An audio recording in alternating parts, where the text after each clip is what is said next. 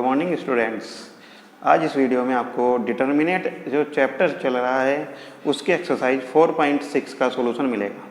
इस चैप्टर में आपको बताया जाएगा कि डिटर्मिनेट की सहायता से हम किसी भी रेखिक समीकरण को यानी कि लीनियर इक्वेशन जो होती है उन्हें कैसे हल किया जाता है, और ये भी बताया जाएगा कैसे आप बता सकते हैं कोई समीकरण जो दी हुई है वो कंसिस्टेंट है या इनकंसिस्टेंट है।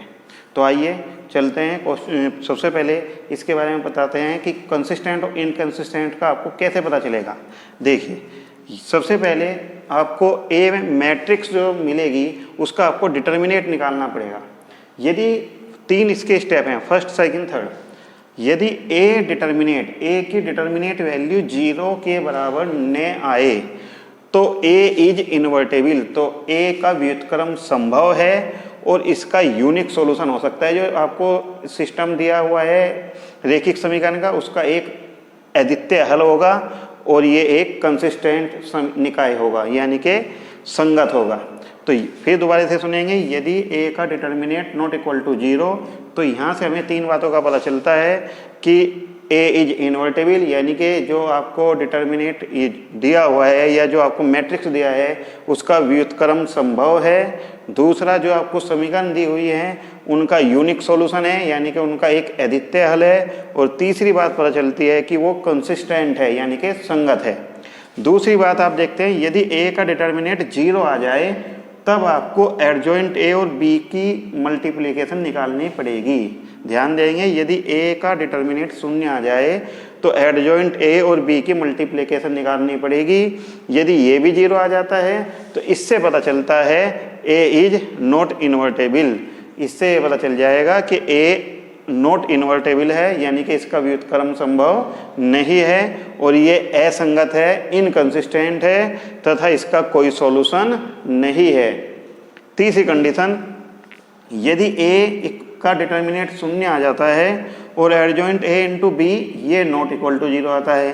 पहले में दोनों 0 आने थे, इसमें पहले वाला 0 आ जाए और दूसरे वाला 0 ना आए तो इसके इनफाइनाइट सॉल्यूशन हो सकते हैं या इसका कोई सॉल्यूशन नहीं हो सकता। दोनों कंडीशन है, इनफाइनाइट सॉल्यूशन भी हो सकते हैं और नो सॉल्यूशन भी हो सकते हैं, यानी कि ये कंसिस्टेंट भी हो सकता है और इनकंसिस्टेंट भी हो सकता है। तो दोनों कंडीशन यहाँ पर हो सकती है।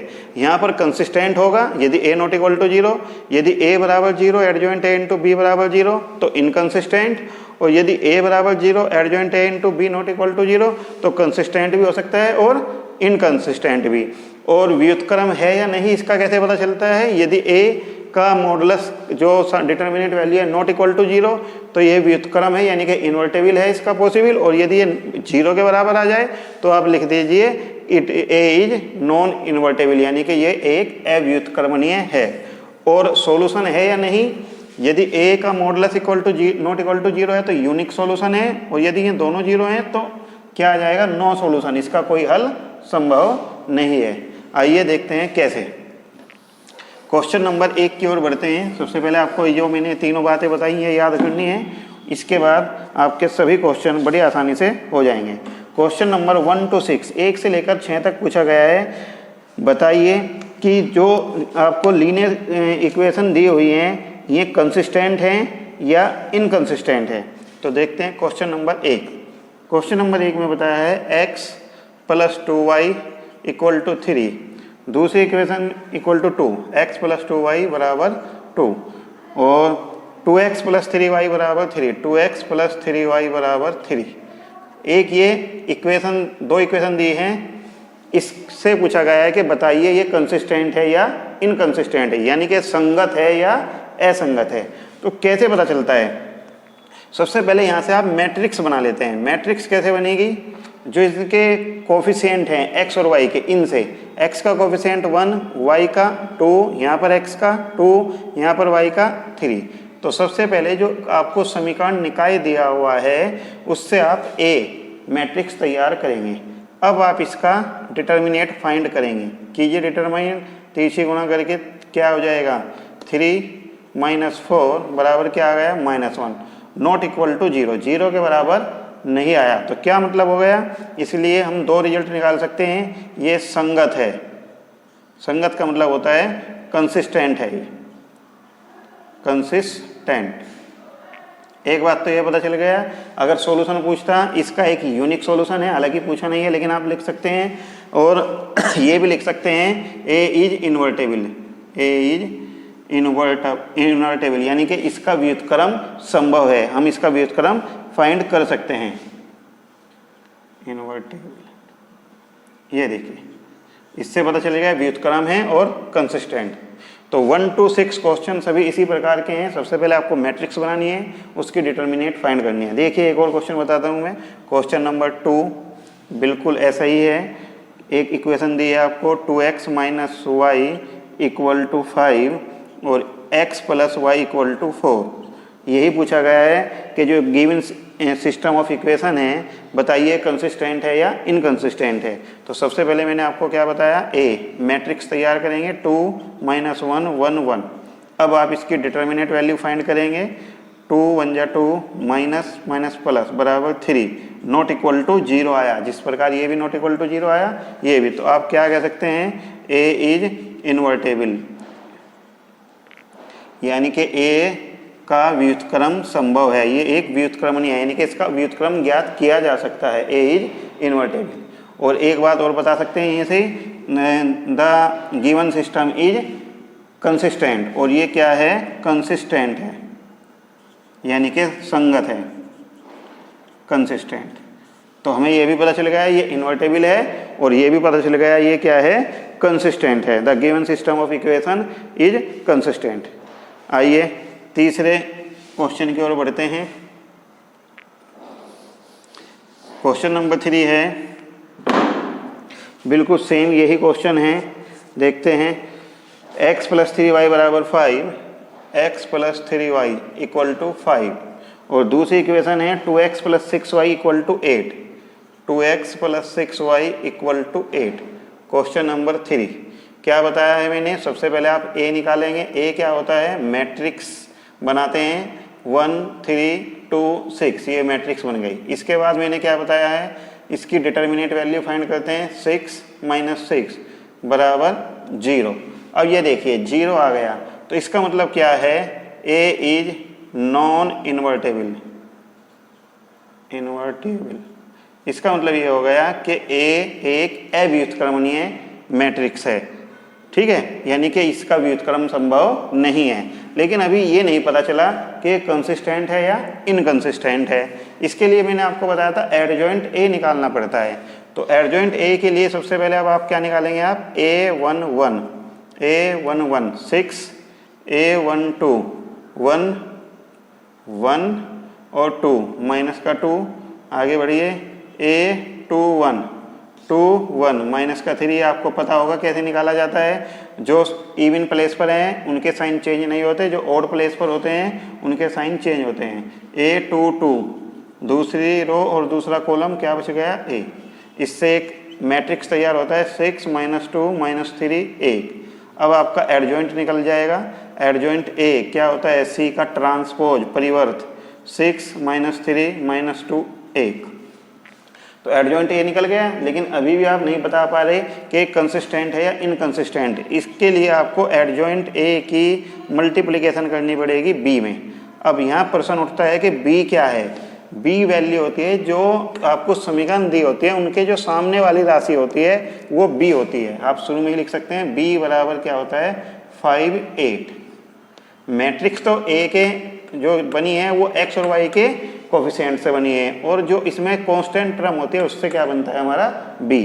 तो एडजॉइंट ए इंटू बी निकालिए। एडजॉइंट ए की वैल्यू आ गई 6 - 3 - 2 1, और बी की वैल्यू कितनी आई है 5 8, 5 और 8। जैसे ही आप इनकी मल्टीप्लाई करते हैं तो बताइए क्या आ जाएगा, 30 - 6 × 24 और माइनस के 10 और प्लस का 8 इक्वल टू कितना आ गया, माइनस का 6 और माइनस का 2। तो क्या आ रहा है, माइनस का 6 और माइनस का 2।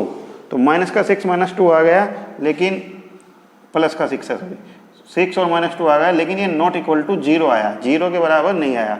और पहले वाला तो क्या आ रहा है 0, और ये 0 के बराबर नहीं है। तो देखिए जो मैंने कंडीशन लिखवाई थी, सेकंड कंडीशन के अनुसार क्या पता चल जाएगा। अब ये तो पता चल गया था यहीं पर ए इज नॉट इन्वर्टेबल, और यहाँ ये पता चलता है so the given system is inconsistent. Inconsistent. System क्या है? इनकंसिस्टेंट है, यानी कि इसे हिंदी में बोल सकते हैं असंगत है और इसका कोई सॉल्यूशन नहीं है, नो सॉल्यूशन। तो कितनी बात पता चल जाती है? ए अगर मापांक शून्य आ जाता है तो यहाँ पता चल जाती है कि ए इज नॉट इन इन्वर्टेबल, यानी कि इसका व्युत्क्रम संभव नहीं है। और यदि एडजॉइंट ए इंटू बी की मल्टीप्लीकेशन नॉट इक्वल टू 0 आती है, पहले वाली तो 0 आ गई और ये नॉट इक्वल टू 0 है, तो इससे पता चलता है ये इनकंसिस्टेंट है, यानी कि असंगत है। और इससे ही पता चलता है कि इसका नो सॉल्यूशन, यानी कि इसका कोई हल संभव नहीं है। नेक्स्ट क्वेश्चन नंबर 5 की ओर बढ़ते हैं, 4 की ओर। ये क्वेश्चन नंबर 3 था, अब आइए क्वेश्चन नंबर 4। क्वेश्चन नंबर 4 में आपसे पूछा गया है, बिल्कुल सेम इसी प्रकार का है, x + y + z बराबर 1, x + y + z equal to 1। दूसरी इक्वेशन आपको दी है 2x + 3y, 2x + 3y + 2z equal to आपको दिया गया है 2। और तीसरी इक्वेशन आपको दी है ax + ay और + 2az equal to 4, 2az equal to 4। तो सबसे पहले वही करेंगे, सबसे पहले मैट्रिक्स बनाते हैं। a बराबर क्या बन जाएगी? 1 1 1, x y z के कोफिशिएंट 2 3 2 दूसरी लाइन में। अब तीसरी इक्वेशन से a और 2a समझ में आ गया होगा। अब इसका क्या निकालते हैं? डिटर्मिनेट वैल्यू 1, ये छोड़ेंगे, इसकी इसमें गुना, कितना हो जाएगा?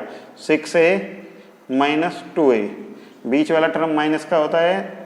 अब आप इसे छोड़ेंगे, इसकी इसमें गुना, इसकी इसमें गुना, 2 2 जा 4a माइनस का 2a प्लस 1। अब इसे तीसरी वाली कॉलम को छोड़ेंगे, इसकी इसमें, इसकी इसमें, तो क्या हो जाएगा? 2a minus 3a। जैसे ही इसे सॉल्यूशन करते हैं 4a, यहाँ पर माइनस का 2a, यहाँ पर कितना आ जाता है? माइनस का a, बराबर कितना आ जाता है? a। ये क्या है? नॉट इक्वल टू 0, 0 के बराबर नहीं है। जब ये 0 के बराबर नहीं है तो आगे करने की इसमें ज़रूरत ही नहीं है। तो यहाँ से पता चल जाएगा द गिवन सिस्टम इज, जो गिवन सिस्टम है इज कंसिस्टेंट, ये कंसिस्टेंट है यानी कि संगत है और इसका यूनिक सॉल्यूशन है, ये भी लिख सकते हैं। और ये भी लिख सकते हैं A is invertible, A is invertible, ये भी लिख सकते हैं कि ए क्या है? इन्वर्टेबल है।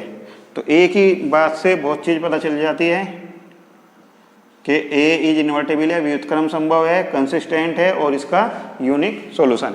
तो ये क्वेश्चन नंबर हमारा था 4। समझ में आ गया होगा सबकी क्वेश्चन नंबर 4। आगे बढ़ते हैं इसी क्रम में क्वेश्चन नंबर 5 की ओर। क्वेश्चन नंबर 5 भी हमारा इसी प्रकार है। आपको ये तीनों कंडीशन शुरू वाली याद होनी चाहिए। इसमें भी आपको एक इक्वेशन दी है, देखिए क्या इक्वेशन है? 3x - y - 2z, 3x - y - 2z equal to 2। दूसरी इक्वेशन है 2y - z equal to -1, 2y - z equal to -1। और तीसरी इक्वेशन है 3x - 5y, 3x - 5y equal to 3। अब इसमें x y z है, 3 में है, लेकिन इसमें x की वैल्यू नहीं है, इसमें z की नहीं है, तो इससे कोई फर्क नहीं पड़ेगा। सबसे पहले आप a वैल्यू उसी प्रकार से मैट्रिक्स बनाएंगे। कैसे? a बराबर, इसमें कोफिशिएंट 3, इसमें -1, इसमें -2, इसमें x नहीं है तो 0 2 -1, इसमें x की 3 है कोफिशिएंट, y का कोफिशिएंट 5 और z इसमें नहीं है तीसरी में, तो z का कोफिशिएंट 0। देखिए a पता चल जाता है। और यदि b निकालना पड़े तो b क्या होता है? सामने वाला जो कांस्टेंट राशियां होती हैं, ये देखिए यहाँ से हमें क्या पता चलता है? b। सबसे पहले हम क्या करते हैं? इसकी डिटर्मिनेट वैल्यू फाइंड करते हैं। 3 × 0 - 5, बीच वाले टर्म माइनस की होती है, इसलिए माइनस माइनस प्लस, इसकी इसमें गुना करते हैं तो 0 + 3 -2, इसमें देखिए 0 - 6।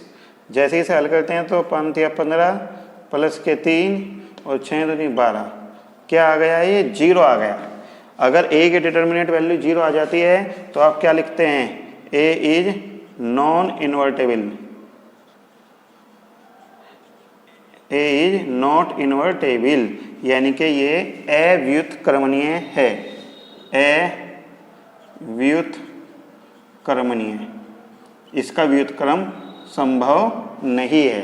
यानी कि इसका इन्वर्स फाइंड नहीं कर सकते। लेकिन इसमें तो ये पूछा गया है कि ये बताना है कि कंसिस्टेंट है या नहीं। इसके लिए तो हमें क्या करना पड़ता है, एडजॉइंट निकालना पड़ता है। एडजॉइंट ए निकालिए, कैसे निकलता है एडजॉइंट ए, बताइए। एडजॉइंट ए निकालने के लिए सबसे पहले इसके कोफैक्टर निकालने पड़ते हैं। कोफैक्टर कैसे निकलेंगे, A11, पहले क्या निकलेगा A11, इसे छोड़ देंगे तो क्या बचेगा 2 - 1 - 5 0। हल कीजिए तो 0 - 5 बराबर 5, इसकी इसमें गुना माइनस इसकी इसमें। अब A12, 1 2 कैसे निकलेगा 1 और 2, 0 - 1 3 0। जैसे इसे हल करते हैं तो 0 माइनस माइनस प्लस का 3, लेकिन बाहर माइनस आएगा तो इसलिए माइनस का 3 आ जाता है। एक और निकालिए यहीं पर A13, A13 क्या आ जाएगा, देखिए A13 आता है 1 3, 0 2 3 - 5, इसे हल करेंगे 5 0 0 माइनस 6 आ जाएगा। आगे बढ़ते हैं तो 3 निकल गई आपके पास, कौन कौन से निकल गए आपके पास, 5 - 3 - 6। आगे बढ़ते हैं, यहाँ पर निकालिए आप A21, 2 1, दूसरी रो पहला कॉलम छोड़ दीजिए, -1 - 2 - 5 0, बाहर माइनस भी आएगा क्योंकि ओड प्लेस पर है, तो 0 5 दूनी 10 बराबर माइनस के 10 ही आ जाता है। A22, 2 और 2 कितना आ गया 3 - 2 3 0। जैसे इसे सोल्व करते हैं तो 6 आ जाता है। A23 फिर ओड प्लेस पर आ गया, तो ओड प्लेस वाला माइनस का लेते हैं, बाहर माइनस का चिन्ह लगाएंगे, और 3 - 1 3 - 1 3 - 5। जैसे इसे सोल्व करते हैं 5 या 15 में से गए माइनस के 15 में से प्लस के 3 माइनस के 12 प्लस के 12 आ जाएगा। फाइंड कर सकते हैं बड़े ध्यान से, ठीक है। आगे बढ़ते हैं क्वेश्चन नंबर, इसमें ही अब A31 अभी तो और निकलेंगे ना, अभी A23 हुआ, A31 क्या आ जाएगा, तीसरी रो पहला कॉलम माइनस का 1 माइनस के 2 2 - 1। जैसे इसे सोल्व करते हैं 1 1 या 1 + 4 5 आ जाएगा। A32 माइनस का आता है, तो जैसे ही आप A3 और 2 निकालते हैं, 3 और 2, तो 3 - 2 और 0 - 1 बराबर कितना आ जाएगा, प्लस का 3। A33 आप जब निकालेंगे 3 और 3 - 1 0 2 बराबर 6। तो ये आपके क्या निकल रहे हैं। सबसे पहले आगे बढ़ने से पहले एक बार आपको दोबारा चेक कर लेने चाहिए कि हमारे सभी ठीक निकल रहे हैं या नहीं। देखिए पहला है A11 आप दिखा देंगे तो यहाँ 0 - 5 बराबर -5 है। दूसरे पर आपका आया -3 देखिए ठीक है क्या, इसकी इसमें गुना माइनस इसकी इसमें, तो माइनस का 3 ठीक है। तीसरा भी माइनस का 6। आगे बढ़ते हैं, यहाँ पर देखिए इसकी इसमें गुना 0 और -5 की अब -2 में गुना करेंगे। A21 देखिए A21 को 2 और 1 कितना हो जाएगा, -1 - 2 5 0। इसकी इसमें गुना 0 और इसकी इसमें गुना क्या आएगा, माइनस का ये प्लस हो जाएगा। जैसे सोल्व करके देखते हैं इसे, देखिए 0 माइनस के 10 बराबर प्लस का 10 आ जाता है। A22 को भी चेक कीजिए, A22 को आप चेक करेंगे तो 6 ही आएगा। A23 को चेक कीजिए, A23 आप जब जैसे ही हल करते हैं 12, और आगे के भी इसी प्रकार आप चेक करेंगे। यहाँ पर एक बार चेक करने से ये होता है कि प्लस माइनस की कोई अगर परेशानी हो तो वो यही दूर हो जाती है। जैसे कि इसमें 0 - 5 में माइनस की अभी कमी पाई। आगे बढ़िए, अब C बनाइए। मैट्रिक्स क्या बनेगा C, -5 - 3 - 6, -5 - 3 और माइनस के 6। दूसरी क्या बन गई है 10 6 12, 10 6 12। तीसरी क्या बनी है 5 3 और 6। ये हमारा क्या बन गया C। लेकिन अभी ये एडजॉइंट नहीं निकला है। अब एडजॉइंट बनाइए, एडजॉइंट A बराबर C का ट्रांसपोज।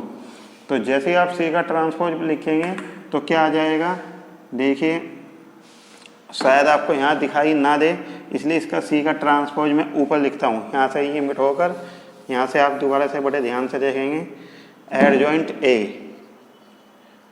बराबर क्या हो जाएगा, C का ट्रांसपोज बराबर कितना, -5 10 5 -3 6 3 और नीचे देखिए माइनस का 6 12 6, ये निकल गया एडजॉइंट ए।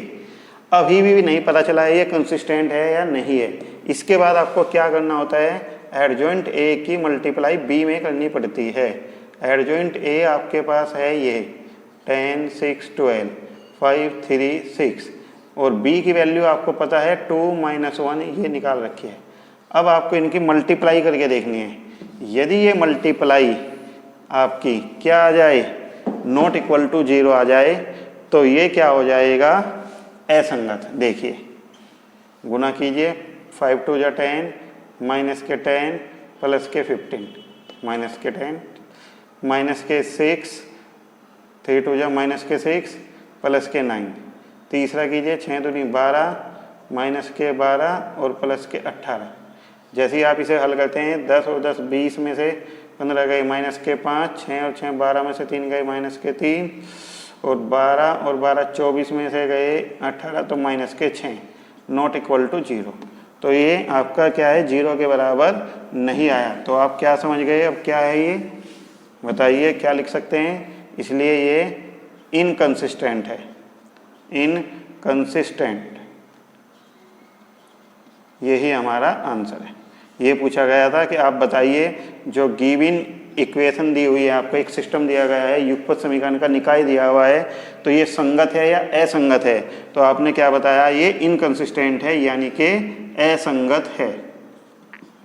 ठीक है, आगे बढ़ते हैं। एक बार दोबारा फिर ध्यान से देखते हैं। यदि a का सारणिक मान 0 के बराबर नहीं आए, यानी कि 0 के इक्वल नहीं आए, तो इसमें आगे करने की जरूरत नहीं है। बस a का आप डिटर्मिनेंट वैल्यू निकालें और यहीं पर लिख दें कि ये व्युत्क्रमणीय भी है और संगत भी है और इसका एक यूनिक सॉल्यूशन है। बट यदि ये 0 आ जाए तो इसे आपको आगे करना पड़ता है, एडजॉइंट निकालना पड़ेगा और उसकी b में मल्टीप्लाई करनी पड़ेगी। और यदि ये 0 नहीं आता तो आप लिख सकते हैं ये असंगत है, इनकंसिस्टेंट है और इसका कोई हल नहीं है। और तीसरी कंडीशन ये भी हो सकती है, हालांकि आपके उसमें किसी भी क्वेश्चन में है नहीं, कि यदि ये 0 आ जाए और ये भी 0 आ जाए तो आप इसका दोनों प्रकार से उत्तर लिखेंगे कि ये संगत भी हो सकता है, असंगत भी हो सकता है, यानी कि इसके अनंत हल भी हो सकते हैं और इसका कोई हल नहीं भी हो सकता है। तो दोनों प्रकार आप लिखेंगे। आइए आगे बढ़ते हैं क्वेश्चन नंबर 6 की ओर। क्वेश्चन नंबर 6 में भी आपसे यही पूछा गया है कि बताइए कंसिस्टेंट है या इनकंसिस्टेंट है, इसलिए क्वेश्चन नंबर 6 आपको अपने आप करना है। तो यहाँ तक 1 से लेकर 6 तक आपको केवल क्वेश्चन में यही बताना था कि कंसिस्टेंट है या इनकंसिस्टेंट। लेकिन क्वेश्चन नंबर 7 से आगे आपसे पूछा गया है कि जो एक युगपत समीकरण का निकाय दिया हुआ है इसे हल कीजिए। कहें इसके द्वारा, मैट्रिक्स मेथड के द्वारा। ये नहीं कि आप 10th वाले तरीके से कर दें। देखिए जैसे कि आपको एक समीकरण दिया है 5x plus 2y equal to 4, 5x plus 2y equal to 4 और आगे दी है दूसरी equation 7x plus 3y, 7x plus 3y equal to 5। तो आपसे क्या पूछा गया है कि जो लीनियर इक्वेशन आपको दिया है, सिस्टम ऑफ लीनियर इक्वेशन, इन्हें आप मैट्रिक्स मेथड के द्वारा हल कीजिए।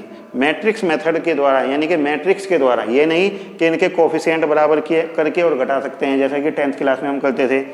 तो मैट्रिक्स मेथड के द्वारा जब आप इन्हें हल करेंगे तो क्या, सबसे पहले तो आप मैट्रिक्स ही बनाएंगे। क्या मैट्रिक्स बन जाती है, 5 2 7 3, ए बराबर तो ये बन गया और बी बराबर 4 5।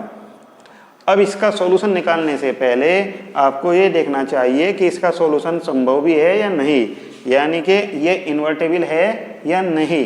तो आप इसका क्या निकालेंगे,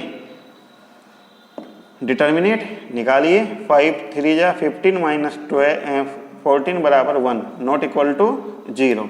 तो इसका मतलब इसका यूनिक सॉल्यूशन है और इसका इन्वर्स संभव है। तो अब आप इसका इन्वर्स निकालेंगे। क्यों निकालेंगे, देखिए अवयव का जो हमारा समीकरण होता है ये होता है अवयव का समीकरण। इसे हल करने का जो फॉर्मूला है वो ये है, अवयव का समीकरण ax बराबर b, ये फॉर्मूला होता है। और x बराबर इसे इधर पहुंचा देते हैं a इनवर्स b, x बराबर a इनवर्स b, ये इसका फॉर्मूला है। तो इसमें a इनवर्स की आवश्यकता पड़ती है, b आपके पास है ही और ए बी और एक्स जब आपको बनाना होता है तो जितने ही आपके वेरिएबल हैं ये इनसे मिलकर एक्स बनता है। जैसे एक्स वाई तो यहाँ पर एक्स वाई आ जाएगा, अगर एक और होता तो एक्स वाई जेड आ जाता। इन्हें आपको कहीं में लिखना है, कॉलम में। अब देखिए सबसे पहले हमें ए इनवर्स निकालना है, तो ए इनवर्स निकालने के लिए क्या संभव निकालते हैं, सबसे पहले मैट्रिक्स, इसका मैट्रिक्स का डिटर्मिनेंट निकाल लिया। अब आप इसके सह गुणनखंड निकालेंगे, सहखंड, कोफैक्टर, सहखंड, यानी कि A11 निकालिए। A11 कितना आ गया 3, A12 1 2 कितना आ जाएगा -7। आगे बढ़िए, और A21 2 और 1 कितना -2, और A22 कितना आ गया 5। अब आप यहाँ से डिटर्मिनेंट बनाए, मैट्रिक्स बनाइए। 3 -7 -2 और 5। यहाँ से आप एडजॉइंट निकालते हैं, एडजॉइंट का फॉर्मूला आपको पता होगा। एडजॉइंट ए बराबर क्या होता है, सी का ट्रांसपोज बराबर 3 -2 -7 और 5। एडजॉइंट ए आपके पास आ गया। इससे आप क्या निकालेंगे, ए इनवर्स। ए इनवर्स का हमारे पास फॉर्मूला होता है एडजॉइंट ए अपॉन ए का डिटर्मिनेंट। ए की डिटर्मिनेंट कितना आता है 1, तो जैसे ही से आप 1 से डिवाइड करेंगे तो यही एज इट इज आएगा। 1 से डिवाइड करने पर 3 -2 -7 और 5। ए से डिवाइड करने पर कोई प्रभाव नहीं पड़ेगा, ए इनवर्स आ गया। अब ये वैल्यू आप कहीं में रखेंगे, फ्रॉम इक्वेशन फर्स्ट। इसके बाद आप क्या लिखते हैं, फ्रॉम इक्वेशन फर्स्ट। ये इक्वेशन जो थी इसमें वैल्यू रखिए एक्स, एक्स के स्थान पर क्या आ जाएगा एक्स वाई। ए इनवर्स के स्थान पर 3 -2 -7 5 इंटू बी, बी के स्थान पर है हमारा 4 और 5। X Y as it is बराबर, जैसे इसे हल करते हैं कितना आ जाएगा 12 -10 और 28 + 25। जैसे इसे हल करते हैं एक्स वाई बराबर 2 और -3। कंपेयर कीजिए, तो जैसे ही कंपेयर करते हैं एक्स बराबर यहाँ से क्या आ जाएगा 2 और दूसरे कंपेयर करने पर y बराबर -3। तो ये ही हमारा आंसर है, x बराबर 2 और y बराबर -3। तो इसका आप जांच भी कर सकते हैं कि ये ठीक निकले नहीं। इन दोनों मान को आप समीकरण 1 में पुट कीजिए, देखिए इसमें 4 बनता है या नहीं। देखिए 5 2 जा 10 और 3 2 जा 6, 10 में से 6 जाकर 4 बनता है, इसका मतलब हमारा सॉल्यूशन बिल्कुल सही है। इसे हम चेक भी आसानी से कर सकते हैं। और ध्यान रखना, पूरी डिटर्मिनेंट में सबसे इम्पोर्टेंट जो सवाल हैं वे 7 से आरंभ हैं, 7 से लेकर 14 15 तक सबसे ज़्यादा इम्पोर्टेंट सवाल हैं, क्योंकि इसमें सभी चीज़ आ जाती हैं जो अब तक आपने सीखी हैं। इसमें आपका डिटर्मिनेंट निकालना आ जाता है। नंबर 2, इसमें आप पर एडजॉइंट निकालना आ जाता है। नंबर 3, इसमें आप पे परिवर्त यानी कि ट्रांसपोज करना भी आ जाता है। नंबर 4, इसमें आप पे मल्टीप्लिकेशन भी इसमें आप पर आती है, और कंपेयर करना भी आ जाता है। यानी कि एक ही सवाल में सभी चीज़ आ जाती हैं। तो क्वेश्चन में अधिकतर इस टाइप की ही इक्वेशन आपकी आती है। आगे बढ़ते हैं क्वेश्चन नंबर 8 की ओर। देखिए क्वेश्चन नंबर 8 में आपको 2 समीकरण दिए हैं और इसे भी आपको मैट्रिक्स मेथड के द्वारा ही हल करना है। तो कैसे करते हैं, सबसे पहले आप फॉर्मूला लिखते हैं। फॉर्मूला क्या है, अवयवों का समीकरण। क्या समीकरण आपको बताया था इससे पहले वाले सवाल में, ax बराबर b। तो यहाँ से x बराबर क्या आ जाता है, a इनवर्स b। इसे इक्वेशन फर्स्ट मान सकते हैं। फिर इसमें से आप लिखिए x क्या बताया था आपका, एक्स वाई, जितने आपको वेरिएबल निकालने होते हैं एक्स वाई। और b आपका क्या बताया था, कांस्टेंट राशि -2 और 3। और a आपका क्या बताया था, एक्स वाई जो होते हैं उनके कोफिशिएंट। जैसे इसमें 2 है, इसमें -1 है, इसमें 3 है, इसमें 4 है। अब इसका आपको डिटर्मिनेंट निकालना था, कितना आ जाता है 8 + 3 = 11। डिटर्मिनेंट निकालने के बाद आप इसके कोफैक्टर निकालेंगे। कोफैक्टर कैसे निकलते हैं, a11 कितना आ जाएगा 4, a12 1 2 -3 a21 2 और 1 +1 a22 2 और 2 कितना आ गया 2। बड़े ध्यान से देखना है, जो ओड प्लेस पर है उनके माइनस के चिन्ह लगाकर तब आते हैं, और जो इवन प्लेस पर है उसे जोड़ के तो लिखते हैं। इसके बाद आप इसकी मैट्रिक्स बनाते हैं, C 4 -3 1 2। इसके बाद क्या बताया था आपको, एडजॉइंट। एडजॉइंट A कैसे निकलता है, C का ट्रांसपोज। क्या आएगा सी का ट्रांसपोज 4 1 -3 2। आगे बढ़ते हैं। इसके बाद एडजॉइंट ए के बाद आपको ए इनवर्स कैसे निकालते हैं? एडजॉइंट ए अपॉन ए का डिटर्मिनेट वैल्यू। ए की डिटर्मिनेट वैल्यू आपकी आई है 11, तो 1/11 इंटू 4 1 -3 2। ये देखिए ए इनवर्स आ गया। अब ये मान आपको किस में रखना है? फ्रॉम इक्वेशन फर्स्ट में चलिए, क्या है x की वैल्यू क्या होती है xy। ए इनवर्स की वैल्यू कितनी आई आपकी 1/11 4 1 -3 2 और इंटू बी की वैल्यू कितनी आई आपकी -2 और 3। जैसे ही आप इसे हल करते हैं तो कितना आ जाता है 4 2 4 दूनी 8 प्लस का 3। आगे बढ़िए, इसी तरह 3 2 जा 6 और प्लस के 6 3 दूनी 6 और प्लस के कितने आ जाएंगे 6। ये आ जाता है। इसे हल कीजिए तो कितना आ जाएगा 8 में से 3 गए -5/11, अंदर इसे भी ले गए 11 को, और 12/11। ठीक है, तो आपके दो मान आ रहे हैं निकल के, एक तो 12/11, एक -5/11। किसके बराबर चल रहा है ये xy। जैसे ही आप इसकी तुलना करते हैं कंपेयर, तो यहाँ से कंपेयर करके लिख दीजिए x बराबर -5/11 और y बराबर 12/11। यही हमारा आंसर है। इसे चेक करते हैं कि उत्तर हमारा ठीक है या नहीं। -5/11 आप इसमें रखिए तो कितना आ जाएगा 5 2 जा -10 अपॉन 11, और जैसे 12 रखते हैं तो 12 रखिए -12, तो 12 और 10 22 अपॉन 11 कितना आएगा -2। इसका मतलब हमारा आंसर बिल्कुल करेक्ट है। तो आशा है आपको सवाल समझ में आ रहे होंगे। बार बार बता रहा हूँ, ये सबसे इम्पोर्टेंट सवाल हैं, जरूरी आते हैं ये पेपर में, तो इन्हें अच्छे प्रकार से आप देखेंगे। तो क्वेश्चन नंबर मैंने 7 किया है, 8 किया है, 9 क्वेश्चन आपको बिल्कुल अपने आप करना है, बिल्कुल इसी प्रकार का है, इसमें कोई भी बदलाव नहीं है, ये आपको करना है अपना। तो क्वेश्चन नंबर 9 आपको अपने आप करना है। क्वेश्चन नंबर 10 के जो सवाल हैं या 10 से आगे, वो आपको आगे की वीडियो में दिखाई देंगे। आपको वीडियो पसंद आ रही है तो इसे लाइक करना ना भूलें। धन्यवाद।